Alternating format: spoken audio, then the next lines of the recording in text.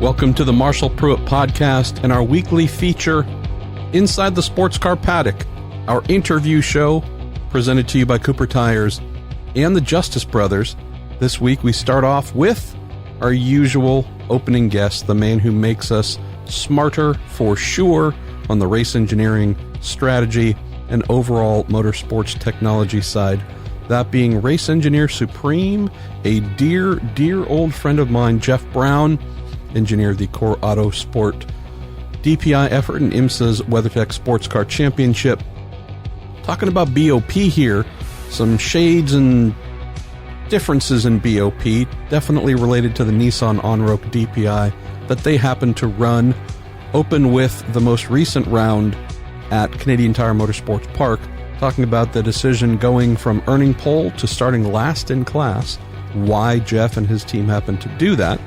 Definitely a topic that comes up. They've done that a few times now. Then we move, after the discussion about BOP and working with the limitations and stretching the limitations to achieve performance, move on to the next call that we did, and that's with our man Andy Lally. He of the Magnus racing team. Kind of have a little quasi dinner with racers inside the sports car paddock connection here, in that Mr. Lally drives for the Magnus team, along with John Potter, whose longtime PR man is Sean Heckman, half of the Dinner with Racers duo. Speaking about the upcoming race this weekend at Lime Rock Park, where in the GTD category I expect just more warfare. So talking with Andy, who is a fine wager of warfare about this, was just something I wanted to do. Then we close with Ryan Eversley, the other half of the DWR duo, coming off his very first Stadium Super Truck weekend. And yeah, I realize it's not sports cars, but it was road racing, trucks, and jumping through the air on a street course, so I don't know, maybe that qualifies, but always love to catch up with Ryan. Spoke a little bit about the sports car side, being involved in the Honda TCR program with Hart and his good pal, Chad Gilsinger, in the Michelin Pilot Challenge Series. And then we get into a little bit of what we might expect coming up with Dinner with Racers, knowing that they love to do kind of sort of surprise releases of batch goodness. And then that's the end of the show. So I'm running on empty here. I'm running on fumes. So I'm just going to do an intro that says we start with Jeff, shift to Andy, close with Ryan. Then you're going to hear some music fade in towards the end of Ryan's interview and fade out, and then we are done. So I'm taking the easy way out, no outro. Hope you don't mind. Thanks again to our awesome partners at Cooper Tires and the equally awesome Justice Brothers. We'll look forward to you next week with whomever might pop into the show, talking about whatever comes to mind in our little random interview series that we're now into episode 23. Jeff Braun, a man eternally on the move. In theory, you got a little bit of time off between the trip to Canada for the most recent WeatherTech Sports Car Championship round with the Core Autosport Nissan on-rope DPI. But no, you're in Indianapolis getting ready for a test. But we still want to talk about what we refer to as Mo Sport, and an awesome pole position earned by your son, Colin Brown. Some strategery yet again on what to do with driver order. Some of the decision making there, I know, is a topic we wanted to discuss. And then there was a really cool topic raised by a fan at the track. So I think this week's episode of Jeff Braun Makes Us Smarter is going to be a little bit of an interesting and connected one. Yeah, I think so. It's last time we asked the people in Canada to come up with some topics, and those guys are on it up there. I mean, those fans that really love their motor racing, and they have a great track. And Ron Fellows and his people have done an amazing job. Anybody who hasn't been there in the last 10 years, but even every year, it's better and better. So it was fun to go there. It was fun to get the pole, and that's kind of people have asked, well, why do you got the pole and then you start John at the back of the pack, and why do you go through all that effort? And the reason we go through all that effort is for the guys. I mean, they've put in, the guys are the crew guys that do all the hard work, and the truck drivers, and all the way to Cindy at the shop who does all the accounting and HR stuff. I mean, it was as Go much Cindy. for her. Yeah, exactly. As much for her as for anybody else, So all those people. And so to get the pole was special. We haven't had a lot of highlights this year. And so that's why we did it. And I think probably this may come off sounding a little weird, but I'm going to repeat it because it's probably true. We, people, when you get the pole, your competitors will all, congratulate each other. And so, we're walking away and some people are like, hey, great job. And I'm thinking, I don't really do a whole lot for that one. And I said to one person, well, I think my largest contribution to that pole was probably about 30 years ago at conception. I want to see the box there to check on setup sheet. Birth, fast, son. All right. Yep. That's the setup we put in. Got that. And that was really mostly what that pole was. I mean, the car was not any different than we've run before. Okay, we tweaked some things since Watkins Glen, but not much. And that was pretty much our Watkins Glen setup. And the kid just was super on it. I don't know if anybody's got a chance to go back and see that lap, but that lap was pretty spectacular. And I'm not just saying that because it's my kid. I mean, that was a spectacular. A lot of people came up and like, holy smokes. One guy's like, I stood in turn 2 for the last 15 years and I've never seen a car with the rear wheels off the ground jumping over the jump in turn 2 that ended up being the pole lap. And so it was a pretty spectacular lap. So knowing about the decisions made there, obviously starting John, as you guys did last year, and that resulted in victory. Didn't have the victory that you had hoped. Obviously, there was a really strong effort yet again by Colin to rally through the field and get as far forward as he could. But I'm most intrigued, Jeff, to share with folks the conversation you had with a fan at Canadian Tire Motorsport Park, and the topic of BOP, as we know, is something that even casual fans are grasping that, oh, that's weird, that's interesting. Why don't you share the conversation with us and how we pivot to that as our central topic for the week? Yeah, well, we had just got the pole, and this guy comes up and he's like, hey, great pole lap. Like, what do you change on the car to do that? And, I told him about how it's a matter of hundredths of a second. I think we were on the pole by less than a half a tenth over Castroneves. And so, we had to do things to the car like, fuel load. What are we going to run? Are we going to fuel it for the whole 15 minutes? No, it'll be too heavy when the tires are bad, So what are we going to run for fuel load? And we sat there, Tyler, my data guy, is like, I don't know. Should I run, 28 liters or should I run 27 liters? I don't want it to bobble on the lap that he's got it really good. And, my tire guy's the same way. Should I go up a half a pound or 0.6 pounds for qualifying? And get Colin in there. When are you going to run the good lap? Well, I'm going to run the good lap on lap 3 as long as I don't get traffic. Well, what if you do get traffic? Well, then it's going to have to be lap 4. Oh, and then we're going to need an extra 2 liters of fuel. And then the tire pressure will have to be an extra 0.1 down if we're going to be on lap 4. And the engine guy is the same way. Well, I can just tweak it a little bit so we're right on the limit of the IMSA boost limit. But if we run an extra lap, things will heat up and we'll be over the boost limit. So we're going to have to change the map for the next lap so we don't break out of the limit. And everything pressed right to the end. And so that guy, the fan's like, wow, that's really good. So then you just go do that in the race. And I'm like, no, you can't, we can't push it to that edge in the race. We have to back everything down. We have to look for more consistency and things like that. And he said, okay, so I get that. what happens if they BOP everybody, and there's obviously going to be one car that's the slowest. And he said, what happens if that car just can't go faster? How does IMSA deal with that? And I said, well, that's kind of our case right now. We're pretty much maxed out. It's all we've got from power, weight, everything we can do. We are basically the standard of the class right now as far as what the limits are on what we can do.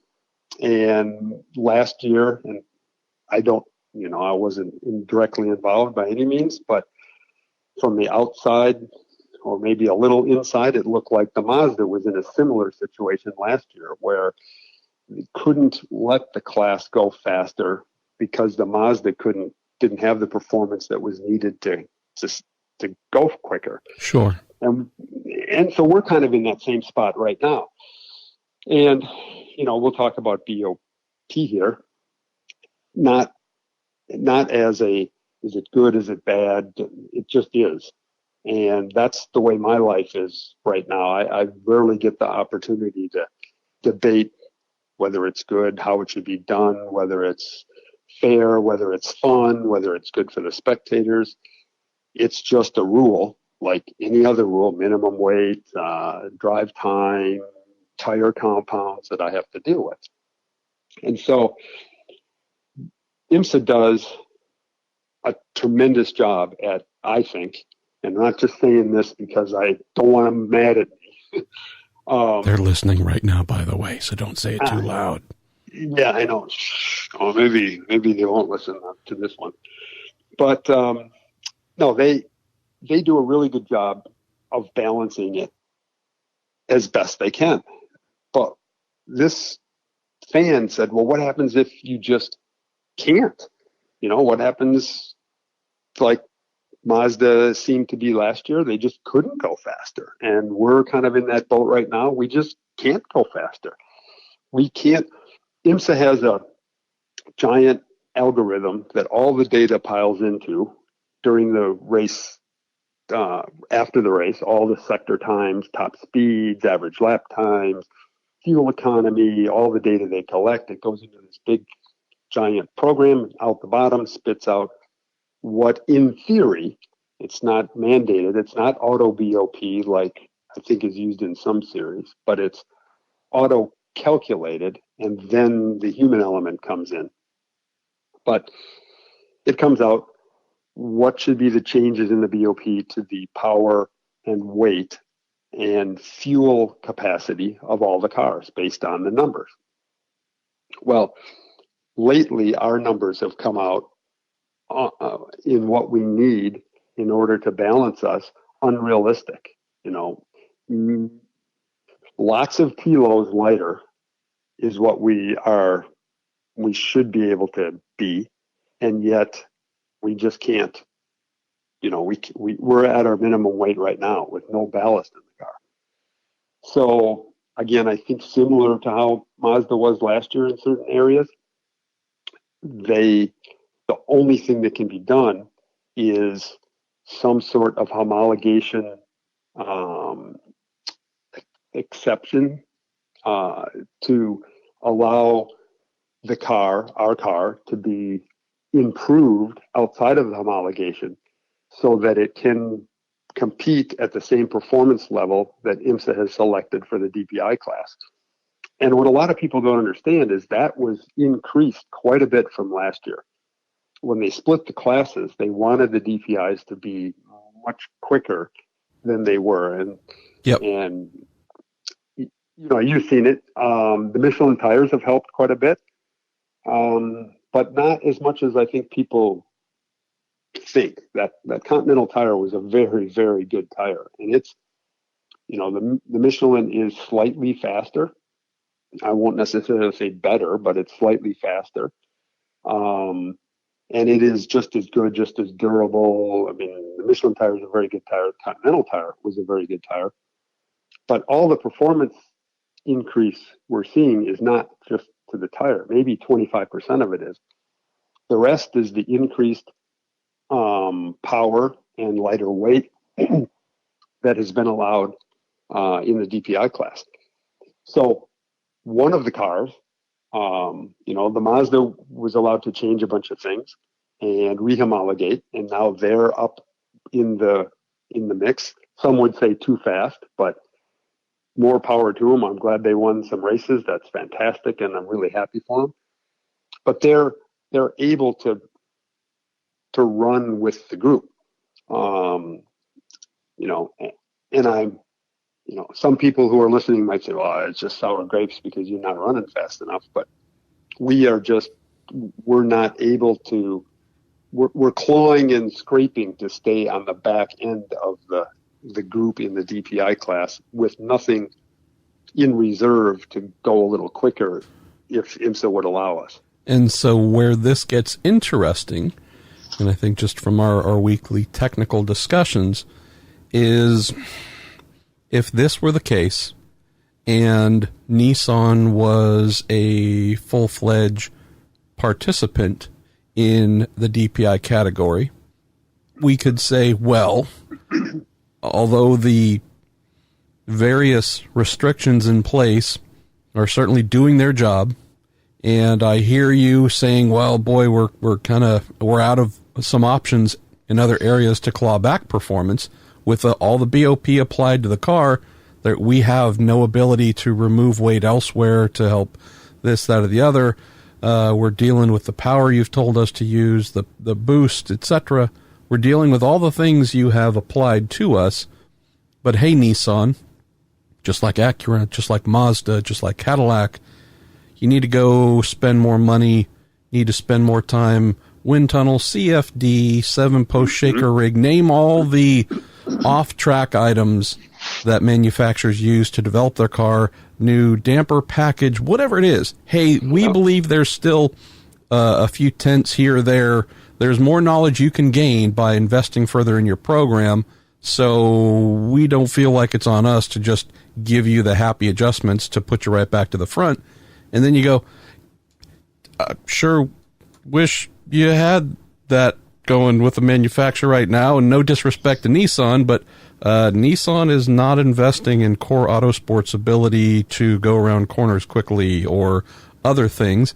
And we know this, right? Obviously, this was fully accepted coming in, but there's a practical limit to overcoming BOP, where we have a very unique situation here with just one of the 4 DPI manufacturers who is there in name as a service provider, hired to supply engines and such, but there's not the greater involvement to make its team faster as we have seen the other 3 brands do with their team. So it puts you in a bit of a pickle where you can't necessarily go away, overcome some of the BOP settings that have been applied, and get back to being super fast and happy and winning races.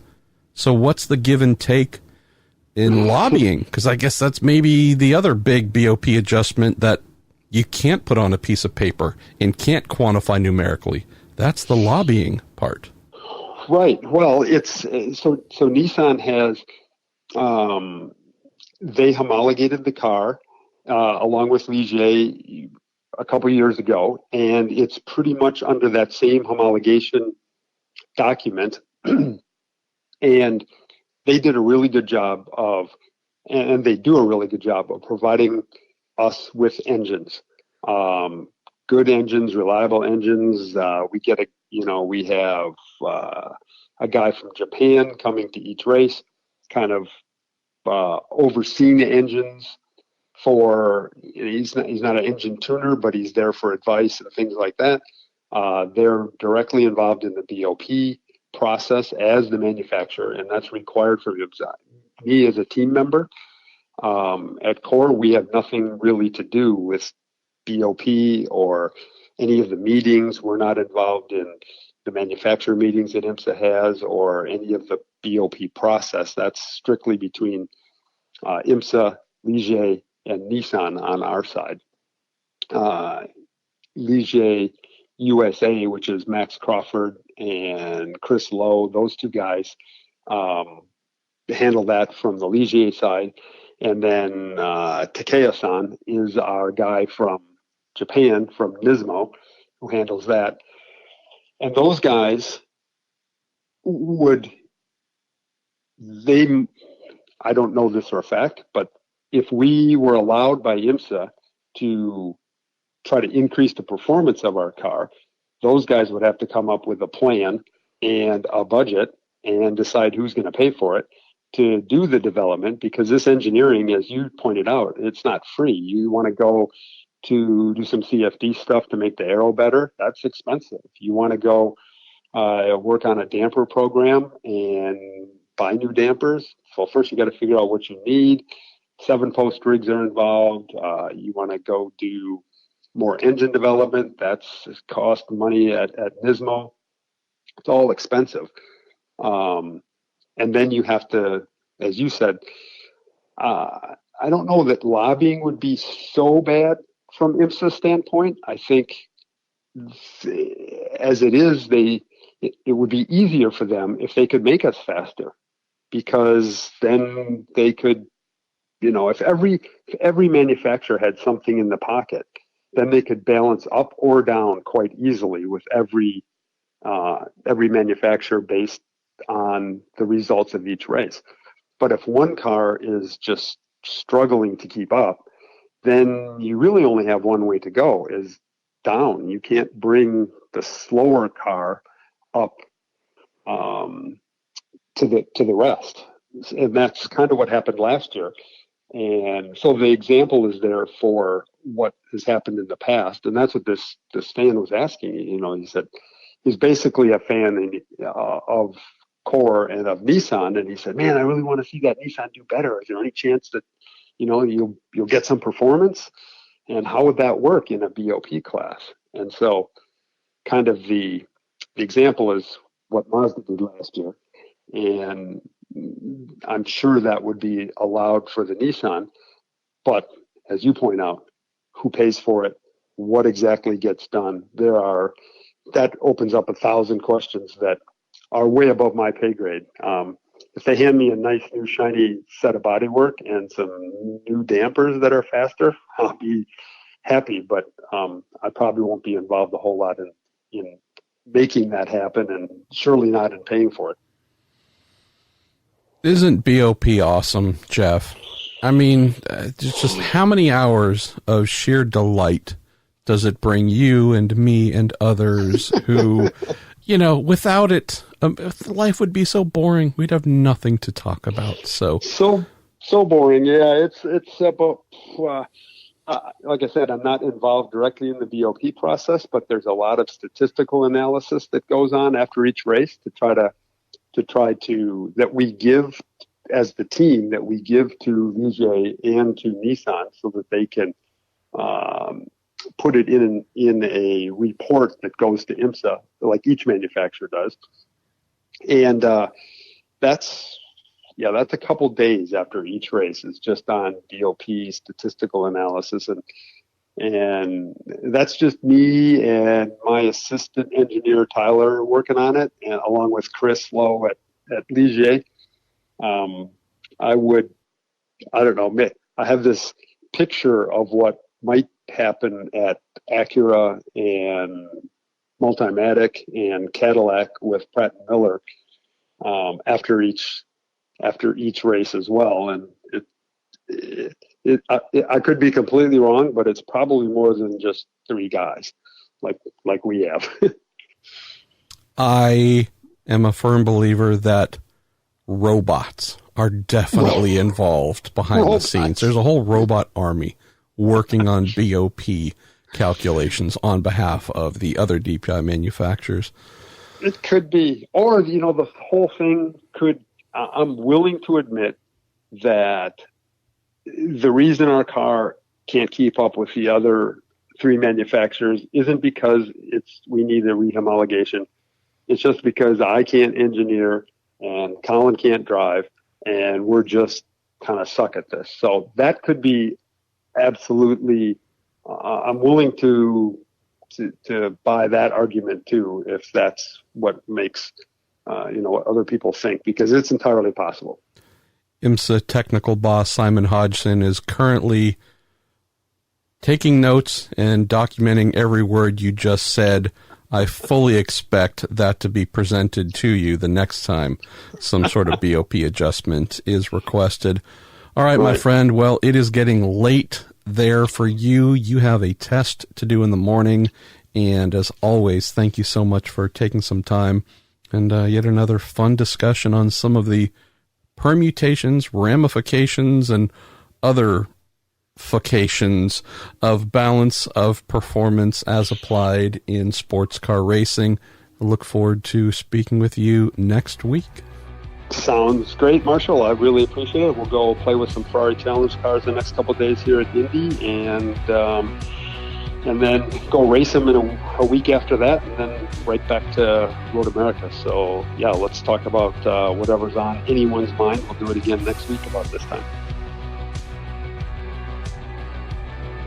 Andy Lally, we are headed to one of the highlights of the annual IMSA calendar, that being the GT-only event at Lime Rock Park. Before we get into what you, John Potter, the Magnus racing team, are hoping to achieve, what do you think of? Like, what comes to mind when you start to know that Lime Rock's coming and that in recent years IMSA has made it just a purebred GT jamboree?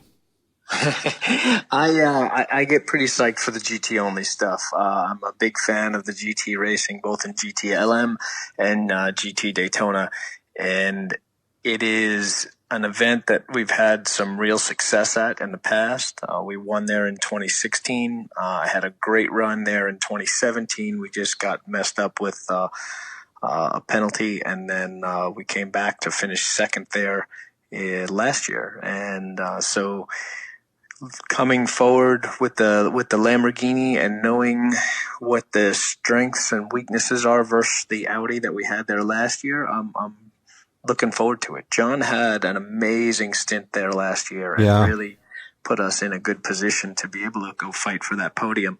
So it's been a bit of a dry spell, 3 or 4 races since we've been on the podium. We were second at Sebring this year, and looking forward to getting back on there. And as it's been a crazy championship fight so far. You know, the Acura has been very strong, and they haven't stumbled yet, so they're pretty far out. But second through like 8th in points is up for grabs, and all the teams have been having good race then bad race, good race then bad race, and we've sort of been having a whole bunch of medium races, and it's been crazy to see us climb through the points, with like a 7th place finish or something like that, and so none of these finishes that we're very hyped about so far, minus our Sebring result, but we had a really good race at Detroit. Only netted us a P4, but it was still a good result. And looking forward to getting to Lime Rock here and doing that yearly crazy GT battle on the bull ring of Lime Rock. So come back to some more Lime Rock topics here in a moment, but you mentioned something that would be really bizarre, I think, for someone embroiled in the championship battle like yourself. So you and Potter currently 4th. Ahead of you, it's Turner Motorsport, Oberlin and Foley in their 37-year-old BMW M6. Ahead of them in second, it's Frankie and Towney in their Lexus, and then leading, it's Farnbacher and Trent Heineman in their Acura. So if we just look at GTD battle, knowing that the season's half over, moving into the second half here, you'd say, all right, well, boy, how is this playing out? And you go, well, it kind of isn't, which is weird, which you alluded to, like, hey, a 7th place just actually did really significant things for us in the standings. When we look at the first 2 races, we had the Grasser Lambo team win both Daytona and Sebring. Yay, that's amazing. And then they disappear. All right, so what are we going to do after that?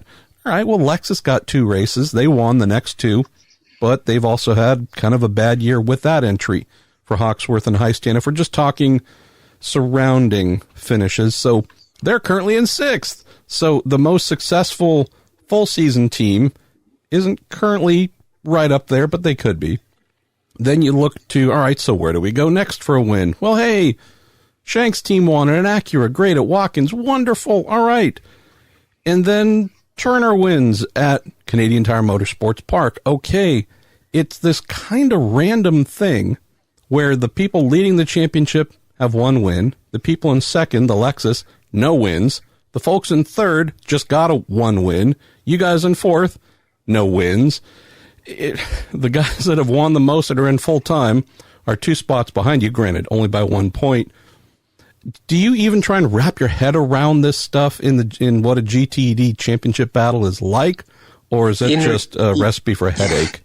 You try, but in reality, what you have to do every time is focus on your own deal there. And this is one of those seasons where no team has got it right at all of the events. You know, we haven't had success in our program across the board yet, and I don't know if that really shows. It really doesn't show parity, so I'm not going to argue that either way.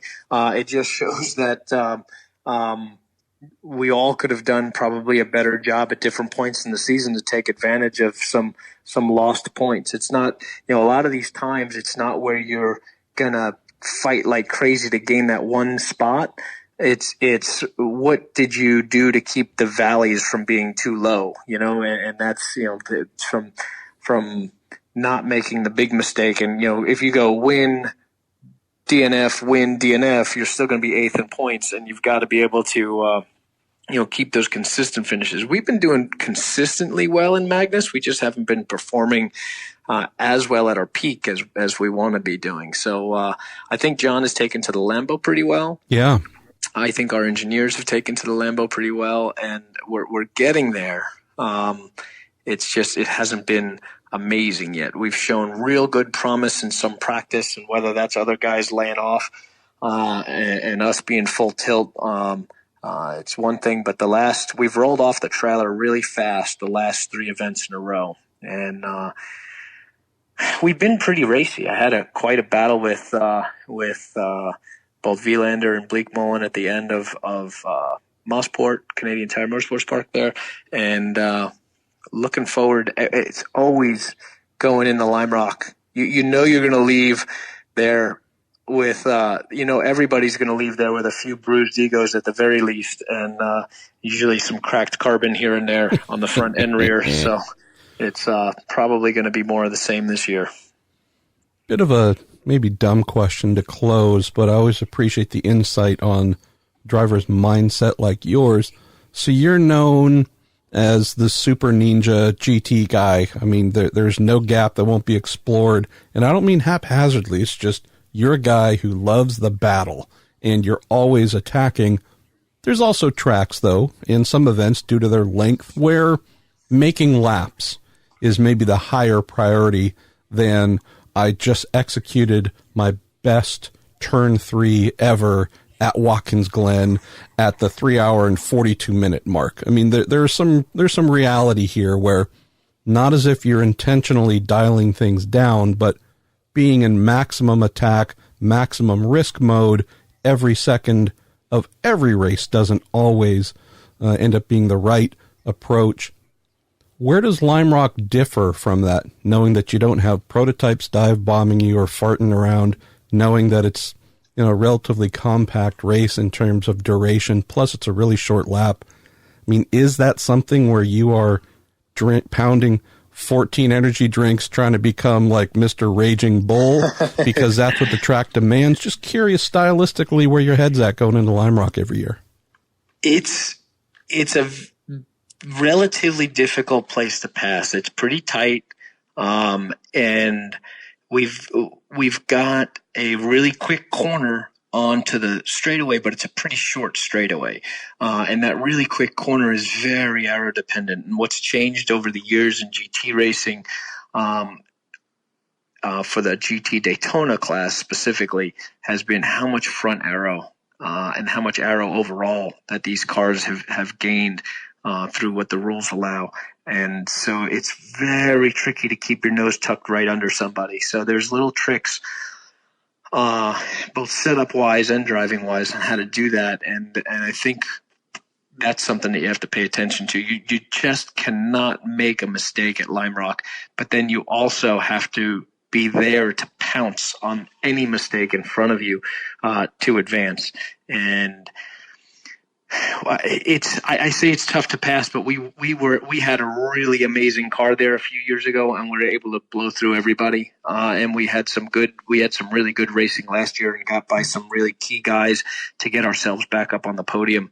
And but it is a bull ring. I treat it all the same, basically track to track. I think sometimes we're going to have to look at sort of the environment rather than the specific track itself. We're going in the Lime Rock this weekend, and the forecast is 96 degrees and sunny for race day. And with so many right-hand turns, you really, really, really wear those left side tires. And so you've got to watch out for both your left front and your right front. Be relatively conservative on that for the long run. And it's going to be one of these deals where you might see a car that's sort of mediocre in the beginning of the stint be crushing everybody at the end of it. I think we need to implement a new IMSA rule that says any race that is held in something north of 90 degrees Fahrenheit, you know how they've got joker laps and whatnot in some of the rallycross. I think we need to have like a joker pit stop where when we're in crazy ambient, for one stint you have to run on wets.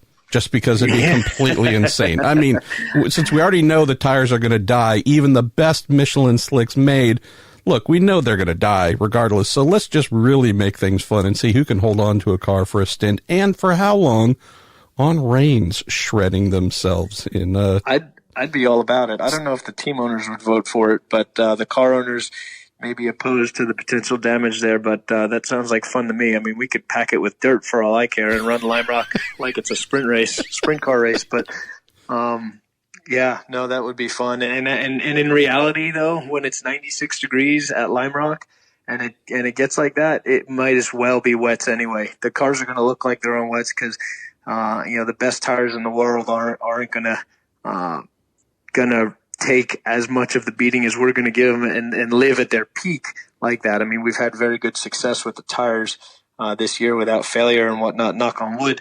But boy, they are in for a beating this coming weekend at Lime Rock.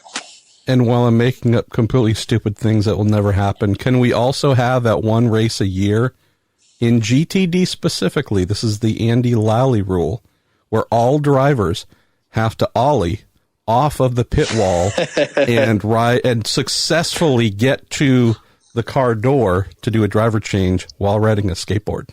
That sounds good. Either that or skitching off the rear wing. That would be good too. Yeah. I'm telling you, man, I have just a lifetime's worth of bad ideas. And the minute someone's willing to indulge me, racing's going to be fun. I don't know if better, but it's going to be fun. I might have a video of myself skitching off of the rear wing of the Lamborghini in our first private test that we did with the Lambo while Potter is rolling down pit lane. So just on that note, I post that to social media on my Instagram one of these days. I might need to see that immediately. Andy Lally, always appreciate your time, my friend, and I hope folks not only tune in this weekend to watch Lime Rock, but also really take some time to enjoy the really amazing competition in GTD, authored by yourself and so many other drivers who are just the baddest of badasses. Thanks, buddy. Always good to be on with you. So of the many things, Ryan Eversley, I could think to call you in years past, I guess I'm kind of stoked, although maybe it's a lame nickname, that we could call you Flying Ryan Eversley now, having practiced your trade 30 feet in the air. I don't even know where to start, because this is... I guess you're lifting weights in the background. It's the door closing. I love your career because it's not random. It's just fully accepting like really diverse and odd things most folks would not embrace. Trying to be Mr. Linear professional guy. I'm only doing one thing. I don't know, man. Tell us about Stadium Super Trucks in Toronto. And I don't even know how you fit this into the context of your career, but I love it. It's been awesome. I literally have wanted to do that series since they first announced it. and been watching it ever since and keeping up with the tracks and where they go and all the fans that love it and all that. And so, a few months ago, Continental Tire bought into the series as a sponsor partner. And now half the trucks are on Toyos and half the trucks are on Continentals. And so when that happened, social media just went crazy right away and was like, why isn't Ryan driving the Continental Tire truck? And so literally I was on the Hot Rod Power Tour with the director of marketing for Continental, Travis Roffler. And I was like, hey, who do I yell at for me not getting to at least test that truck? And he said, why? What do you mean? And I was like, dude, I want to drive that truck bad. And he's like, oh, I had no idea. He had no clue I'd be into it. So I'm like, yes, please. And literally 2 days later, Robbie Gordon called and said, hey, we want you to come test. So I went to the shop where they have a test track set up, and it's like a 40-second lap time, and did about half a day. Loved it. Like, couldn't stop smiling like an idiot. You're on 3 wheels half the time, and that's a good thing. Like, they tell you if you're on 3 wheels, you're doing it right, which makes no sense whatsoever. The prep for the jump was literally, be flat on the gas until you get to the lip. That's not a thing, I'm not like, oh, right, like I did in that prototype that one time. In that GT3 car. Like, they tell you that at Pikes Peak, too, right? Just as the tires over the lip of the mountain, maybe lift a little bit. Yeah, so I guess I did a good enough job at the test that they said I could come to Toronto, and I showed up. It was a different truck than the one I tested, but pretty much, all the same stuff. You use the handbrake quite a lot. It's a 3-speed that you shift, like an automatic. You left foot brake. Nothing that I'm used to doing at all. And also the jump at the test was probably like a 60 or 70 mile an hour jump, and the one at the track was like 110. So you literally have to like keep your foot down. What I was doing was I was hooking the toe of my left foot underneath the brake pedal, pulling back. That way I knew I wouldn't lift or brake for the jumps. Wow. And it seemed to work because, it's just my whole goal for the weekend was try not to do anything too stupid and try not to look out of place. And I think I fit my goals. And, Casey Mears and I got to run nose to tail. He's an off-road guy in his past, plus obviously NASCAR star. But also he had raced these trucks a couple times before. So when I was running nose to tail with him a lot of the weekend, I felt pretty good about where I was. So if there's one takeaway here I'm loving most of all, it's that Travis Roffler, longtime marketing and motorsports guy at Continental Tire, it sounds like if there's Continental in a series, the groundswell of, hey, let Ryan race it is a real thing. So it tells me you really need to start pushing Travis to get Continental into Formula One, because I can't say it's going to be the Mercedes team, but I think the same dynamic would work. Eversley makes Grand Prix debut at COTA, thanks to fans saying, Continental Tire, come on, guys. Exactly. It was incredible to me because they... the marketing folks at Continental, we have a couple really great guys like Brian Byrwaltis and Julie Conlon who worked with the IMSA program. Yep. So they're aware of all of our fan base. They obviously support the podcast that we do. So it's kind of one of those things where they were like, okay, if they want it, let's give it to them. And I think it went pretty well. We basically, this weekend, I tried to be as active as I normally am on social media with anything. And the response seemed to be really good because fans are coming out of the woodwork to come say hi or like come look at the truck. And I literally didn't know I was doing this until Tuesday of this week. So I didn't have like stickers or hero cards or anything. So I think if we do it again, I'm definitely going to try to do what I normally do with my regular racing with, actually having things to give to fans and thank them for coming out and seeing us. But it's just so crazy, dude. Every time you hit the jump, I'm the one controlling the truck, and I have no idea what's going to happen when we land. And that's a real thing. Like every jump, I'm like, here goes this. There is no like, okay, I'm going to angle this so when I land, it's literally a shit show every time you hit the ramp. So I learned something new thanks to you and your social media posts. It wasn't the perfect weekend. There was some mechanical issues, not of your making, that, kind of spun out of control a little bit. The Stadium Super Trucks have, like, sensors and like things that, you know, I just assumed that, all right, I know that you need to get spark to plugs. I pretty much assumed that the electrical system started and ended there. The fact that there's more and there's like information being taken from things in the trucks blew my mind. Yeah, they actually have a proper racing aim dash inside of them, you know. It's a proper wiring harness on the engines. The shocks alone are probably the most technologically advanced thing that the truck has going for it, because it can land and take so much abuse. I literally pancaked a wall huge and then flew off a ramp 6 seconds later and nothing went wrong. It was crazy. Did the aim dash like give you a little gif of like a big thumbs up or something by doing that? Yeah. Like the more stuff I hit and the higher I flew, the more excited people got. So it's like getting like video game points. Yes, the little gold rings kind of splashed. I love it. Exactly. Yeah. So this, I know you loved. Obviously, your fans, your hashtag me personally fans loved it. I know those who, you know, support everything you do through the Dinner with Racers podcast loved it. You think this is a one-off kind of, hey, you know, Ryan's fun and wacky adventures? Where does this fit in among, you call it your day job, competing in TCR and such? Tell us about maybe what you're seeing for the rest of the year. Yeah, you know, they committed to Ryan Beat, Greg Biffle, and Sheldon Creed for the Continental truck because they didn't have a clue that I'd be into it. And those are all, you know, Greg Biffle's obviously a NASCAR guy, but the other two are like off-road champions and very talented. So I told Travis flat out, because he's like, do you think you could beat Sheldon Creed in one of these trucks? And I said, hell no. I never even sat the damn thing. And he's like the man. In a foot race to get inside, yes. Right. I'm like, look, I sell a lot of tires for you guys, and I think that's really what this is about. I don't think you're really coveting truck series wins in Robbie Gordon Stadium super trucks as much as you are trying to sell tires, right? And he said, absolutely. I was like, okay, then that's my pitch because I want to do this. But for this year, I think there's a possibility that I could get back in it one or two times if there's a seat open. I'd jump at the chance. I'd really like to do some of the places we don't get to race this year. Like if I could go to Portland with the IndyCar weekend, I think that'd be really great. Just because I felt like really good fan turnout last year for the World Challenge Series and would like to go back there again. But what I'd like to see is next year maybe having a possibility to do it regularly, maybe full-time even, in the Continental truck. And that would be something really neat. Because what I took away from it was, the experience is incredible. It's so fun to do.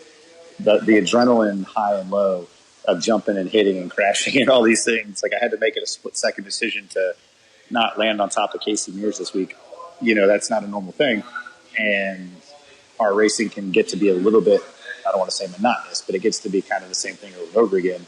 So, and I've been doing it now for 20 years. So it's kind of like, it's unusual to have something that high adrenaline spiking on a weekend unless something's gone terribly wrong.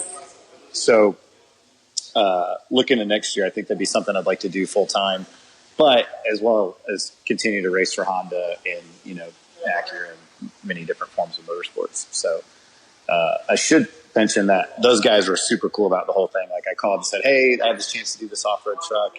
They don't badge the motors. There's no support from manufacturers. And before I could finish saying the sentence, they're like, go do it. Go do it. Oh, wow. So, yeah, so it's cool to work with people like that at Honda and HPD that are allowing me to kind of go play with others and experience other things. So the next logical question is this. So you have been a member of the Honda/Acura family for a good while now, done great things for them. Now, using your one weekend of stadium super truck experience, how quickly do you make the call to HPD and say, screw that Alexander Rossi guy, I'm your man for the next Baja 1000 because I've been in a truck once in Toronto? Yeah, I've got more experience now. You know, I'd rather screw him out of the Acura DPI ride for the long races, to be honest. Nice. And I'd tell him that to his face, and he'd laugh because he gets it.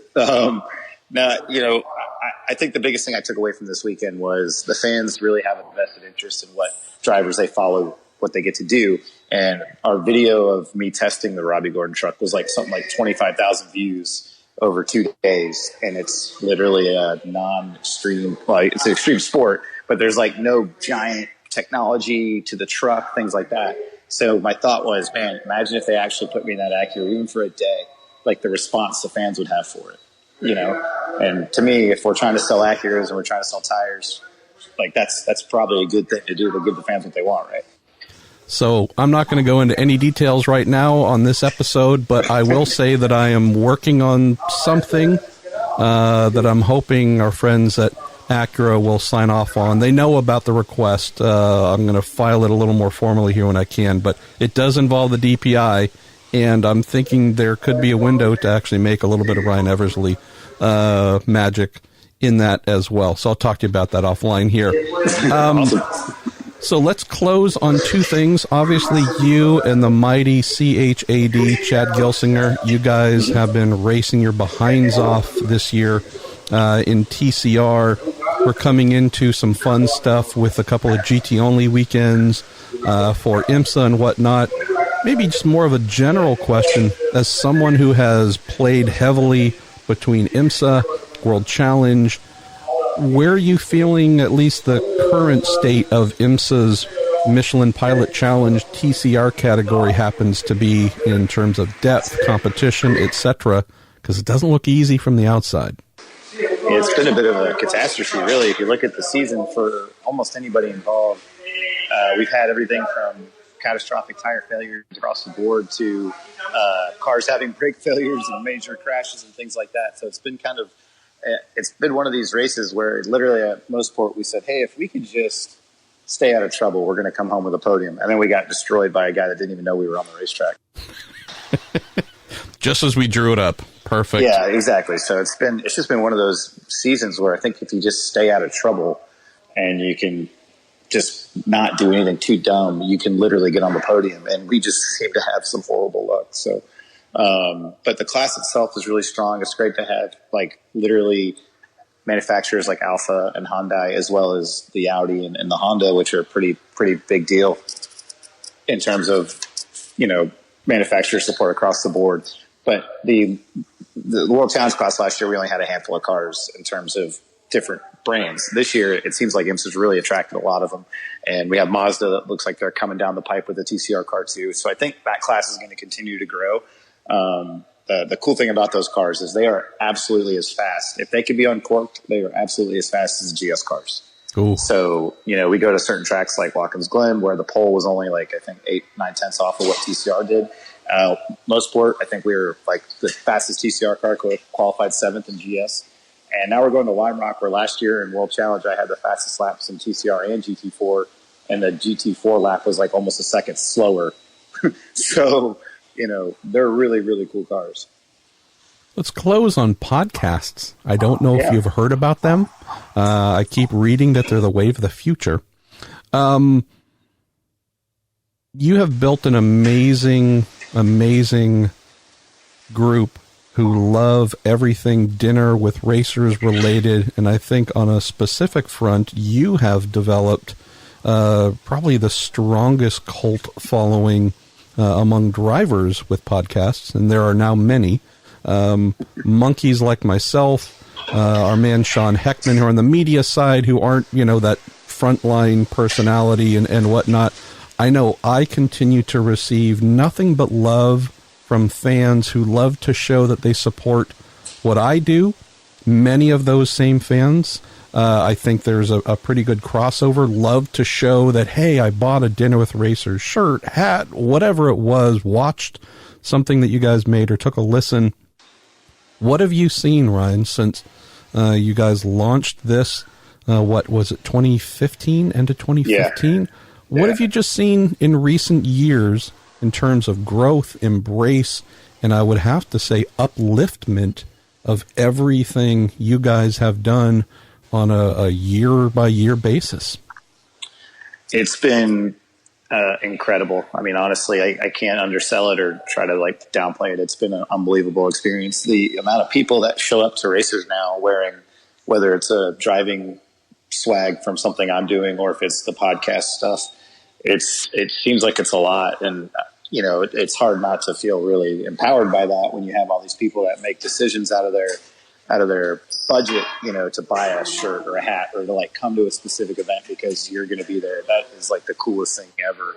And as we both know in sports car racing, fans are, it's not the most popular type of racing out there. So when you have people that do show up and they care, it's even more, I appreciate it that much more because I know that difficult to follow our sport at times. And there's a lot of things that turn people off, like having the BOP every 5 seconds and the driver rankings BS and shit like that, that really, can take a fan and go, you know what, I'm just going to watch IndyCar. So when we have people that come out of the woodwork to actually focus on what we're doing, care enough, they know the inside jokes of the show better than Sean and I do. That stuff is just unbelievable to us. So knowing that you guys are always working on curating content and like to do a really good job of, I don't want to say springing it like it's a bad thing, but you guys love to do really good capturing and then do some sort of, multi-episode, whatever release. Won't ask you to reveal stuff that you guys shouldn't, but I'm hoping, as a fan and guest from season 1, I'm hoping and guessing there's a release coming soon. What can we tell the, should we call it the Dinner with Racers Nation? Is that too WWE? We call it DWR Nation, kind of go right in line with the wrestling guys. Okay. We've been working on some projects. The reality is that this has been the busiest year of my driving career, I think, in a while. As well as coaching, I'm also doing, some World Challenge stuff and obviously full-time with IMSA. And now I've added truck racing in there. So it's been really busy on that front. Sean's also, got quite a few clients that he's working for. So we're trying to, come up with a bunch of ideas and projects on the side. And Continental has been super awesome about supporting us doing whatever we wanted to do. So I think what we're working on, fans are going to like it. It's pretty much in line with what they've been used to. So yeah, we're just kind of business as usual.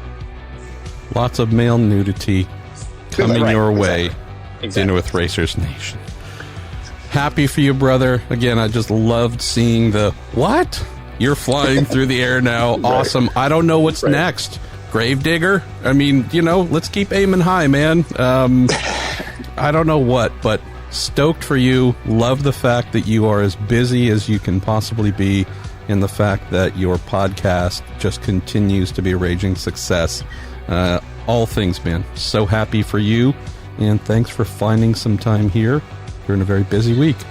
Yeah, my pleasure. And obviously we're keeping you and your wife in our thoughts and hoping for good things on that. I can't imagine the stress of just normal life and then adding that in for you. So sending lots of love your way, buddy.